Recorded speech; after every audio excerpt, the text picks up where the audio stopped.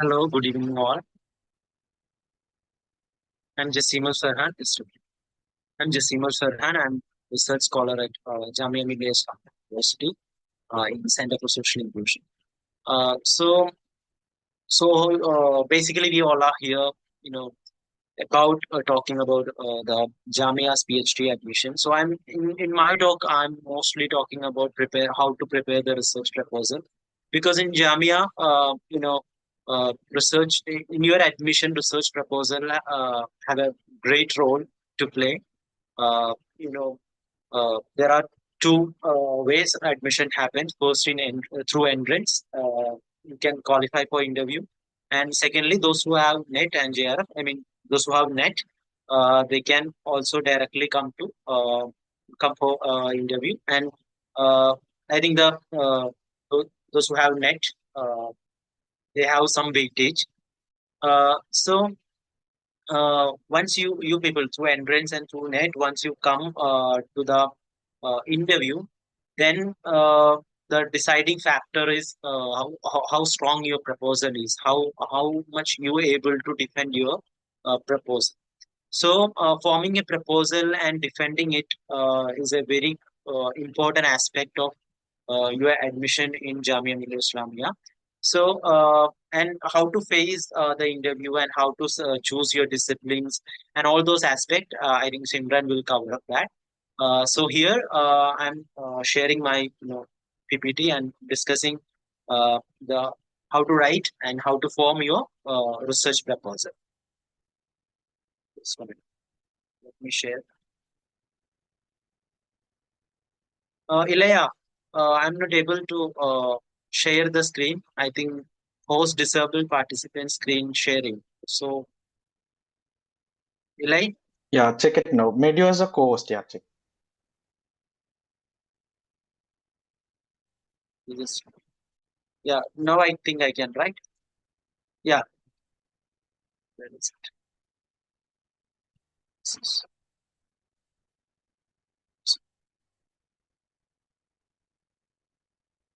Yeah. I think the screen is shared, right? Leia, is it fine now? Yeah, check Yeah, it yeah, now. it's Made you showing. as a yeah. Yeah, it's Yeah. visible. Yeah, make it as a full screen. Yeah. Okay, just a minute. Yeah, it is now, right? Okay. Uh, Yes, yes. okay. Screen is sharing. Yeah. So the first thing is that I don't know how many of you choose the topic already. How to choose? I mean, these are all, since our social science is very much subjective, this is all my understanding also. I try for PhD in many universities and all, my understanding, my experience also. These are all arguments. I mean, this all knowledge which I'm saying, it's from my experience also, but it's subjective. It can change. So I think the topic for a research, you should start by asking yourself, like, I'm suggesting it should comes from you, because that's how uh, then only you will able to travel with that topic and reach do a good research. Otherwise, if you're choosing a topic for a particular sender or for a particular person, eventually you cannot able to go with that topic and go with that idea, and it will affect your PhD. So try to ask yourself, I mean, what do you want to do? So and another thing is that I also in the very initial in masters, I thought that for a research topic, I can get any topic by sitting in a very calm area and thinking some good topic, the topic will comes. But actually eventually I realized that it's not happen. Even if you sit in any hill station of Himalaya, you will not get a topic. You will get topic only through reading. So try to read. I mean, some you may have some interest, some partiality to any subject, some area. So read more topic, more papers, or more literature related to that particular area. So eventually, many questions comes in your mind. So try to address that question. That is your topic.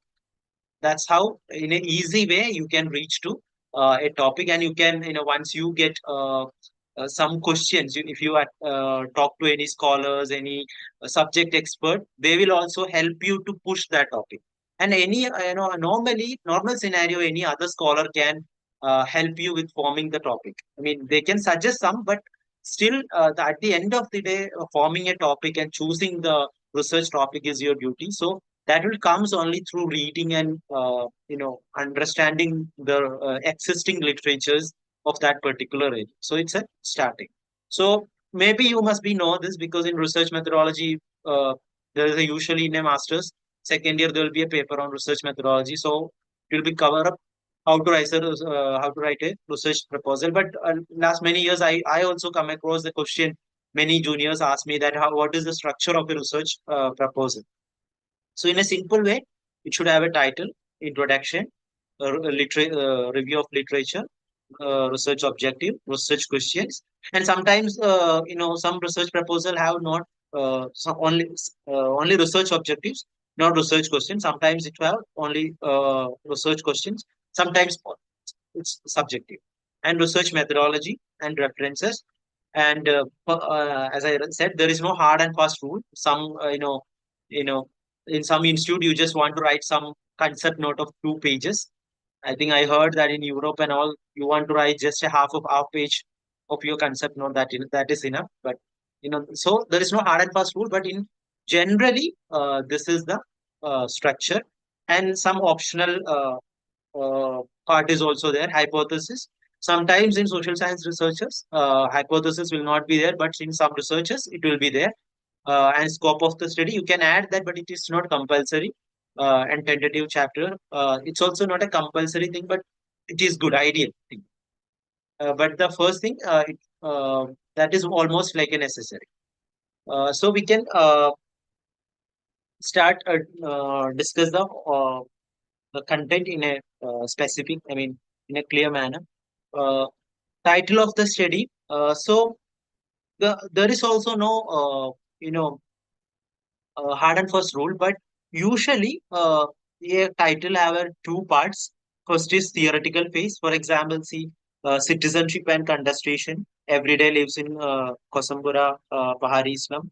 So it's a in a way it's a first part is the theoretical part, and second is method or location or time. Uh, and the Muslim barbers in Malabar. See, there is a it's a historical research. So there is no necessity that in first part there should be theoretical phase, but otherwise also happen. But I saw that usually the first part include a theoretical phase. Anyway, it should be clear and uh, concise, and it should not be very big or broad thing. Be clear and be focused with your title. And introduction. Introduction actually, when someone get a research proposal, they usually read the introduction part, not the whole. If you have a 7 page research proposal, they will not going to read all these 7 pages. But introduction usually the first paragraph of introduction will be read. So it should be clear, clearly state the problem and background and context. If it possible, in a single sentence or in a two sentence, you should mention the relevance of the study or a significance of the study in a first introductory, because that would make your proposal very interesting and something very different from others. And precise but powerful, which means come with some new idea, something basically research is something, a process of adding a new knowledge to the existing knowledge system. So when a person reading your research proposal, they should feel that you are adding something new to the existing knowledge system. So and should have a clarity of thought, and don't start with baseless argument. If you can, please give index citation. I mean, if you arguing anything in the in introduction, uh, don't give an argument from something. I mean, you feel, so don't give like that. Give an index citation or give a proper site reference. So if you feel that you, even if you need a necessity of a footnote, you can give that, so that the reader should understand, yeah, this argument have a base, or this argument have some research, I mean scientific nature. it should be there in your arguments. And it's not only about introduction; in all other parts of your research proposal also should have, because we are engaging in a scientific research. It's not a layman's talk or layman's article or something, which means a newspaper article or something, which we sometimes give it without any reference or index citation. So in literature review, so conduct a thorough literature review to show that you are aware about the existence of research. Because since I said research is adding something new, so to add something new, you have to know that what is there. So you should know that what is there, and you should know that what is the research gap, what is not there, which I can contribute through my research. So to get that research gap, you should know the literature which is existing now. So do a thorough literature review, and you can use the Shodhganga. Shodhganga is a you can get lot of proposal. Sorry. Research thesis there, and you can use many ResearchGate and JSTOR and read the topic which is related to the research papers which is related to your topic. Discuss the key theories, findings, gaps in the literature that you study aims to address. The more you read, and the more you will have a clarity of thought. And research objective. So it should be a clear objective. I mean, what is research objective? In your research, what you are going to do. Uh, it should be well structured and focused. Don't give a broad research objective, something which is not able to quantify. I mean, we can social science we cannot use quantification, but still, it should be able to study. I mean, for example, when you write a research objective, use the language like it is an example of a research objective to highlight the reason behind the exclusion of Dalit women in the Panchayati Raj system. It's a clear research objective. Okay. So and don't give many research objective, maximum 4 to 5. That's an ideal. Then even if it's go, like, even go for 6, but don't go for more than like that. And research questions.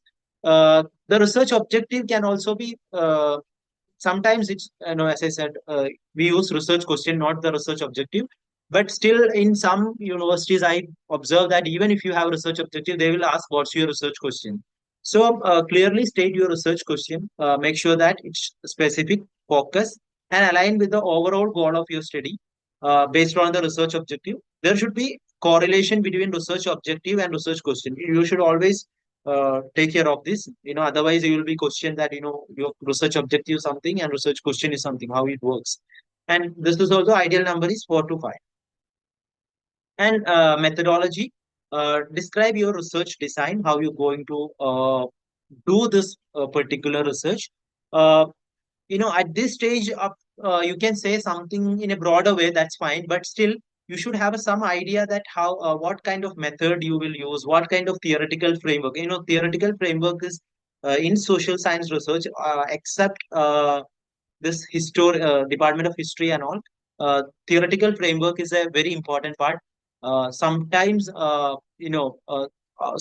many scholars not able to explain this in a good way that's effective your interview. I myself know that uh, they will sometimes teachers ask what's your conceptual framework or theoretical framework. They will not even that about your research well, you will not able to frame that in a particular way. So before going to interview, just have some idea that what is your theoretical framework in your study, and discuss your sampling strategy, justify your chosen method. Whatever you give the method, you want to justify, because at the end of the day they want to you want to showcase that you are capable of doing this research. And references. Use proper references, whatever literature you studied for forming this research proposal. And another thing, that don't lie in interview panel about your literatures. I mean, if you giving you are citing a literature, and obviously the research the panel will ask you something about that particular literature. So don't lie. I'm not, even if you don't read the whole literature, you know, just read at least the summary, because you can substantiate, you can say that, I read this part, I didn't read this part, but don't lie. Uh, be honest with literature, because there are, I know many professors who usually read only introduction part, and then directly go, even they will not look at your research question, they directly go to the reference page, and they will check the reference, what are the literature you studied. Then they will ask some questions from the literature. If you mention some work on Zoya Hassan's, of course they will ask what is the Zoya Hassan's this work, and what you agree with that. Such questions may come. So don't lie, be honest with that, and study whatever literature you mention, have some clarity on that literature. And since I said hypothesis, in all subject, especially if you use sociology and all, sometimes a hypothesis will not be there, but still in some studies it will be there, because if you using quantitative data, hypothesis will be there. In economics, usually they will have hypothesis. Hypothesis is I think you must know the what is hypothesis, but still I'm just repeating. Hypothesis is a proposed explanation, or I mean, the intended result. I mean, you are just speculating a speculative result. So, if it necessary for your study, have a hypothesis in your study, but that's also not in a six or seven hypothesis. Ideally, four to five hypothesis. And scope of the study. Explain that what is the potential of your study, what potential contribution of your study can give. It will, make your study something more attractive. Uh, and tentative chapterization, if you're sure about that, and if you have a clear thought, clarity of thought, then go for this tentative chapterization. Otherwise, I will not suggest you to go. Uh, so specifically specify your chapters which you wanted to write, and if you have a clear idea, I will strongly recommend to go, because they will make it will make an impression on you in a positive direction. So this is the basic idea, how a proposal should be. And the thing is, I explain things. Sometimes people will have a fear on, how I write. I don't know much. I'm just completed my masters. I will not have much experience. So the chord which always motivates me is, we often avoid taking action because we think I need to learn more.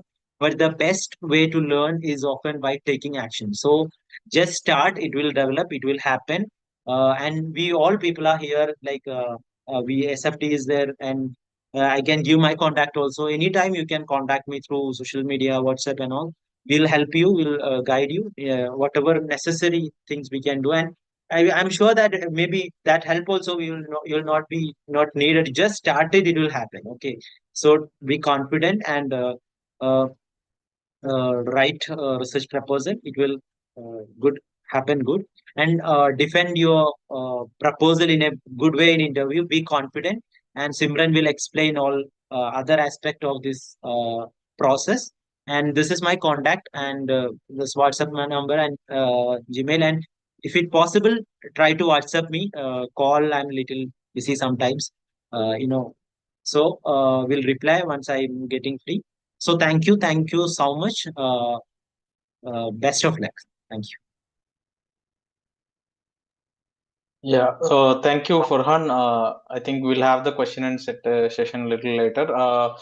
Now I request Simran to go ahead. Yeah, so Simranjit Kaur is also a research scholar at the Center for Social Inclusion. Yeah, Simran, now.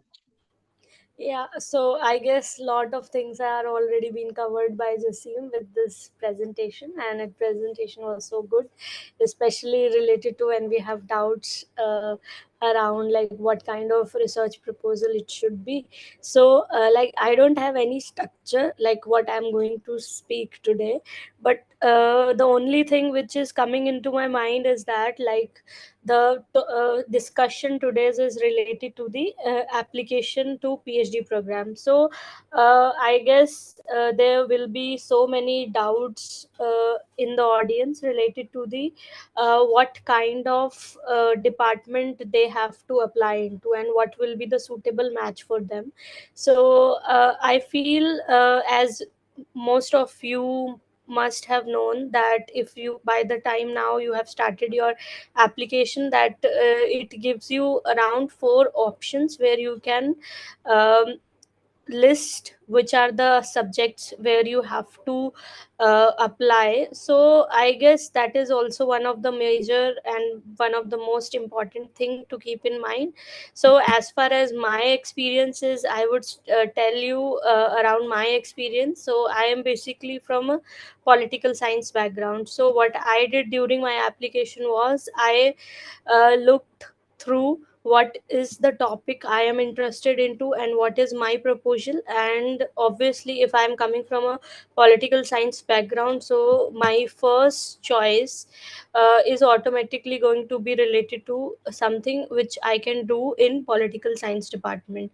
But the other three options, I always feel that from past many days I am always being inquired by different people, like what should be the next best option possible. So I would suggest that it should be totally based upon the kind of work you are more interested into.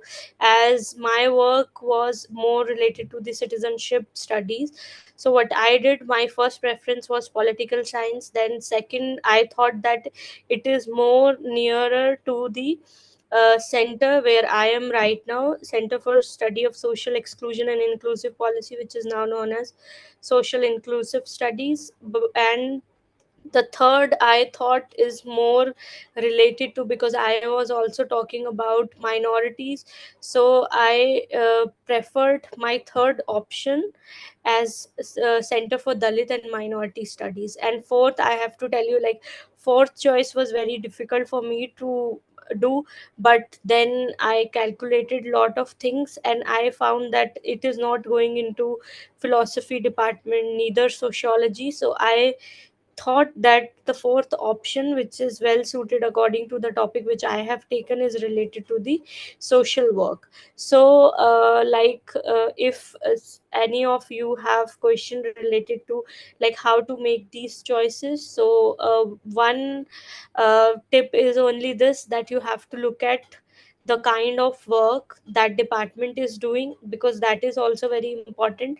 Suppose you have applied into social work as your second priority maybe, and you are thinking that your topic is related to this center, but if you have not seen professor's profile and the kind of work they are doing, so you can feel maybe there are chances that the topic or the line of inquiry you are taking, there is nobody in that department. So it's obvious that then your chances of getting into that department may be not fully, but somehow it will be lesser, because they have to have certain ideas related to the topic you are taking. So as Jasim just have told you about what should be the structure of the research proposal, what things should come first and what we have to do, and one of the most important tips related to this admissions is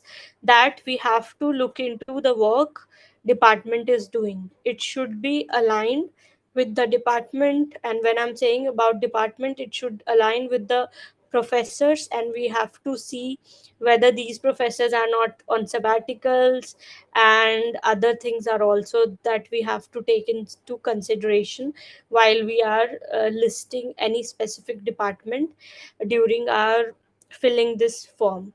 And the third thing is that, yeah, usually I have seen people that what people do in order to just make their bibliography very lengthy, very attractive, sometimes what people do is they just randomly put a lot of books and articles. But I have to tell you, according to my experience, what I have been through is that in few departments I was literally asked, pinpointed by the teachers, like, look here, in this page number you have cited this uh, person or this work, so you just tell us about little bit about this book, what does this article says, and how you are deploying their argument into this theme or line of inquiry, proposed theme which you are interested, that if you will be given admission you will carry forward. So this is also something that we should not take it so lightly, that yeah, it is not going to matter, that for the just time being, in order to just look more good and things, that we should just put the names or list of the articles even if I have not read. So my very important tip should be that put only those names, those people's work which you have at least not completely, but a little bit amount of sense you should know. If you are citing somebody in your proposal, then you should know what is the thing. And one thing more, like what I have seen in these interviews is that they are also more interested into uh, whether you have read some books on this topic. Like in three departments I was categorically asked by the people, like, yeah, your topic is related to the citizenship, so have you read any recent published book, and if yes, what is that professor is saying. So even if like there might be some people who are doing some studies which will be historical based studies and other, but we have to keep in mind and we have to look after that there are chances that they may ask us whether you have studied new publications, and it is always better to get a sense of around 2 to 3 new books regarding